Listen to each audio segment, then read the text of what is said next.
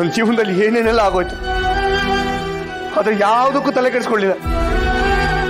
ಆದ್ರೆ ನನ್ನ ತಂಗಿ ಜೀವನದಲ್ಲಿ ಬೀಸಿರೋ ಬಿರುಗಾಳಿನ ತಡಿಯಕ್ಕಾಗ್ತಿಲ್ವಲ್ಲ ಅಂತ ಎಷ್ಟು ನೋವಾಗ್ತಿದೆ ಗೊತ್ತಾ. ಸಮಾಧಾನ ಮಾಡ್ಕೋಣ.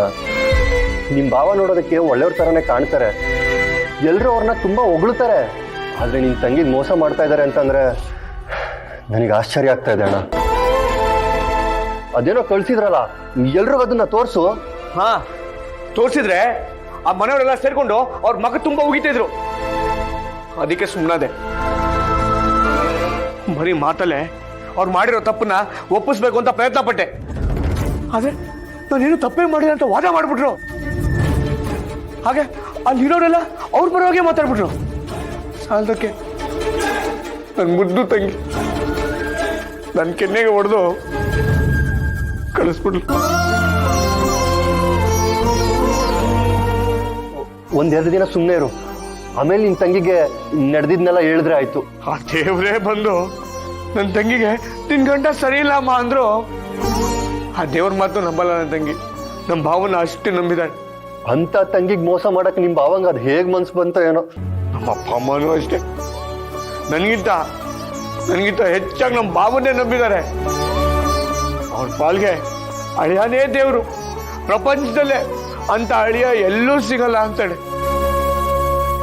ಆದ್ರೆ ಈ ಮಹಾನ್ ಭಾವ ನೋಡಿದ್ರೆ ಇಂಥ ನೀಚ್ ಕೆಲಸ ಮಾಡ್ತಾ ಇದೆ. ಇದೆಲ್ಲ ನಮ್ಮ ಅಪ್ಪ ಅಮ್ಮನ್ ಗೊತ್ತಾದ್ರೆ ಅದು ಎಷ್ಟು ನೊಂದ್ಕೋತಾರೆ.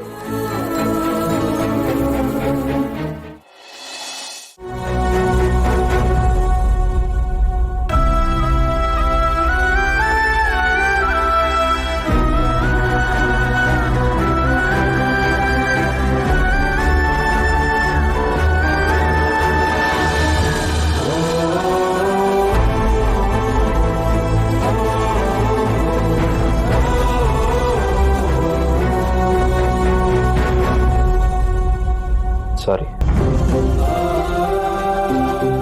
ಮಾಡಿರೋದು ನಾನು, ನೀವ್ಯಾಕೆ ಕ್ಷಮೆ ಕೇಳ್ತಿದ್ದೀರಾ? ನಾನು ಒಬ್ಬನೇ ಇರಬೇಕು ಅಂದೆ ಅಂತ ಇಲ್ಲಿ ಬಂದು ಕೂತ್ರ. ನಾನಲ್ಲಿದ್ದರೆ ನೀವು ನಿದ್ದೆನೂ ಮಾಡಲ್ಲ. ಅದಕ್ಕೆ ನನ್ನಿಂದ ನಿಮ್ಗೆ ಯಾಕೆ ತೊಂದರೆ ಅಂತ ಇಲ್ಲಿ ಬಂದೆ. ತಪ್ಪು ಮಾಡಿದ್ದು ನಿಮ್ಮ ಅಣ್ಣ, ಆದರೆ ನಾನು ನಿಮ್ಮ ಮೇಲೆ ಕೋಪ ಮಾಡ್ಕೊಂಡು ಕೂಗಾಡ್ಬಿಟ್ಟೆ. ಏನೋ ಗೊತ್ತಿಲ್ಲ ದೀಪ ಅವರೇ, ನಿಮ್ಮ ಹತ್ರ ಜಗಳ ಮಾಡ್ಕೊಂಡ್ರೆ ನನಗೆ ನೆಮ್ಮದಿ ಇರಲ್ಲ.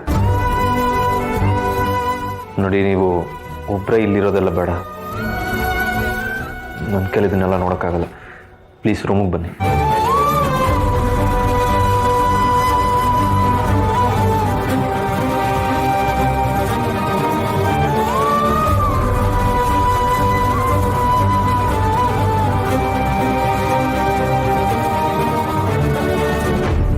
ಬೇಡವಾದದನ್ನ ಹೊರಗೆ ಹಾಕಿದ್ರೆ ಬೇಕಾಗಿರೋದಕ್ಕೆ ಜಾಗ ಸಿಗತ್ತೆ. ಮನೆ ಆದ್ರೂ ಇರ್ಲಿ, ಮನ್ಸಾದ್ರೂ ಇರ್ಲಿ. ನಿಜ ನೀವು ಹೇಳಿದ್ದು. ನಿಮ್ಮ ಅಣ್ಣ ಮಾಡಿರೋ ತಪ್ಪಿಗೆ ನಿಮ್ಮ ಹತ್ರ ಮಾತ್ಬಿಡಿದ್ರಲ್ಲ ಅರ್ಥ ಇಲ್ಲ. ಅದು ಇವಾಗ ತಿಳಿದು ಬಂದಿದೆ.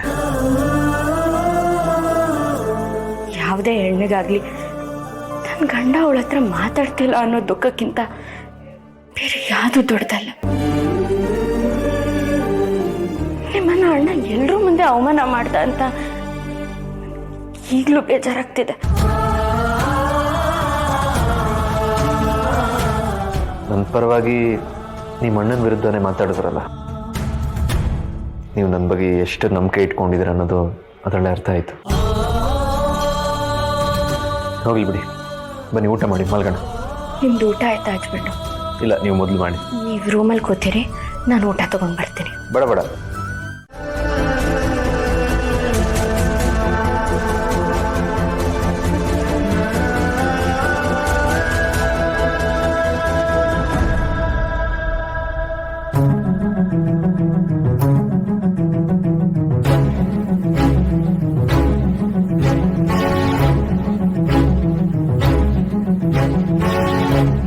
ಯಾಕೆ ಕಣ್ಣೀರು?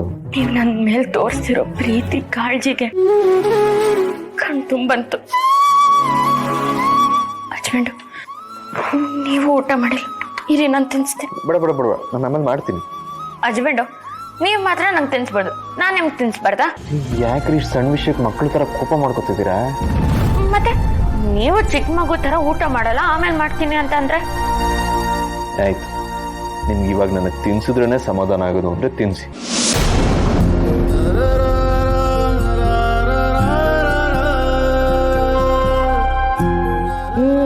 ಅಷ್ಟೊಂದು ಮಾಡು, ಅಷ್ಟೊಂದು ಮಾಡು. ತಿನ್ನಿ ತಿನ್ನಿ.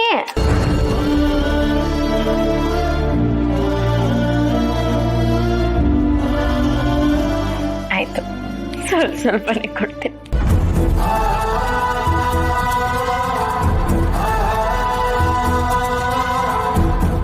ಏನಾಯ್ತು ಹಸ್ಬೆಂಡು, ನೀವ್ಯಾಕೆ ಬೇಜಾರು ಪಡ್ಕೊಳ್ತಿದ್ದೀರಾ? ಅಮ್ಮ ನೆನಪಾದ್ರು. ಅಮ್ಮನೂ ಇದೇ ಥರ ಬಲವಂತ ಮಾಡಿ ತಿನ್ನಿಸ್ತದ್ರು. ಪ್ರಪಂಚದಲ್ಲಿ ಬೆಲೆನೇ ಕಟ್ಟಕ್ಕಾಗದಿರೋ ಜೀವ ಅಂದರೆ ಅದು ಅಮ್ಮ. ಯಾವ ಸ್ವಾರ್ಥನೂ ಇಲ್ಲದೆ ತನ್ನ ಮಕ್ಕಳನ್ನ ಪ್ರೀತಿಯಿಂದ ಸಾಕ್ತಾಳೆ. ಮಕ್ಕಳನ್ನೇ ಪ್ರಪಂಚ ಅನ್ಕೋತಾಳೆ. ತನಗೋಸ್ಕರ ಏನು ಮಾಡ್ಕೊಳ್ದೆ ಹೋದ್ರೂ ಮನೆ, ಮಕ್ಕಳು, ಗಂಡ ಅಂತ ತನ್ನ ಜೀವನನೇ ಸವಿಸ್ತಾಳೆ. ಅಮ್ಮನ ಋಣನ ನಾವು ಯಾವತ್ತೂ ತೀರ್ಸಕ್ಕಾಗಲ್ಲ. ಹೌದು ಹಸ್ಬೆಂಡು, ನಾವು ಎಷ್ಟೇ ದುಡಿದ್ರು, ಎಷ್ಟೇ ಖುಷಿಯಾಗಿದ್ರು, ಅಮ್ಮ ಇಲ್ಲ ಅನ್ನೋ ನೋವು ಮುಂದೆ ಇದು ಯಾವುದು ಲೆಕ್ಕಕ್ಕೆ ಬರಲ್ಲ. ನೋಡ್ದ ಸೌಂದರ್ಯ, ಅಮ್ಮ ಇಲ್ಲ ಅಂತ ಮಾತಾಡ್ತಿದ್ದಾರೆ ಹೊರತು ಇಷ್ಟು ದಿನ ನೀನು ಅಮ್ಮನ ಸ್ಥಾನದಲ್ಲಿ ನಿಂತಿದ್ದೆ ಅನ್ನೋದನ್ನೇ ಮರ್ತೋಗಿದ್ದಾರೆ. ಅವನ ಕೈ ತುತ್ತು ಕೊಡೋದಕ್ಕೆ ನೀನು ಬೇಕಿತ್ತು, ಈಗ ಅವಳ ಅವಶ್ಯಕತೆ ಇದೆಯಾ? ಇನ್ಮೇಲಾದರೂ ಆ ದೀಪನಿಂದ ದೂರ ಇರ್ತಾನೆ ಅನ್ಕೊಂಡ್ರೆ ಇನ್ನೂ ಹತ್ರ ಹಾಕ್ತಾ ಇದ್ದಾನೆ. ಅದ್ಯಾವ ಗಳಿಗೆ ನಿಮ್ಮ ಮನೆ ಕಾಲಿಟ್ಲೋ ಏನೋ. ಚಿರುನ ಅವಳ ಕಂಟ್ರೋಲಲ್ಲೇ ಇಟ್ಕೊಂಡಿದ್ದಾಳೆ, ಆದರೆ ಚಿರು ಅವಳನ್ನು ಮಾತ್ರ ಬಿಟ್ಕೊಡಲ್ಲ ಅಂತಾನೆ.